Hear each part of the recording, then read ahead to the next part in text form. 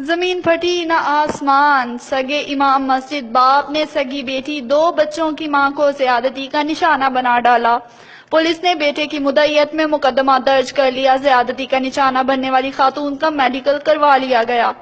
تفصیلات کے مطابق زبیر ٹاؤن گوجرا کے رہائشی اشفاق الرحمان جو کہ جامع مسجد اہل حدیث صدیق اکبر تاج کالونی گوجرا کا امام بھی ہے کہ بیٹے عطاء الرحمان طالب علم درس نظامی لاہور مدرسہ نے سٹی پولیس کو تحریری درخواست میں موقف اختیار کیا کہ اس کے والد اشفاق الرحمان نے اپنی ہوس کو مٹانے کے لیے اپنی ہی سگی بیٹی صفیہ بی بی جو کہ 2 بچوں کی ماں ہے اور طلاق یافتہ ہے کو زبردستی زیادتی کا نشانہ بنایا ہے۔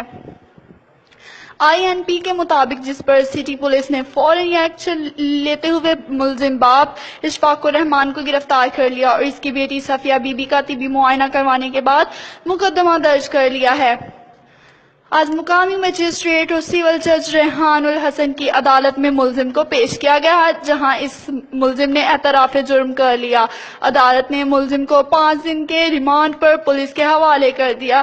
محمد عمران ضیاء، بیورو چیف، راز نیوز، گوجرا۔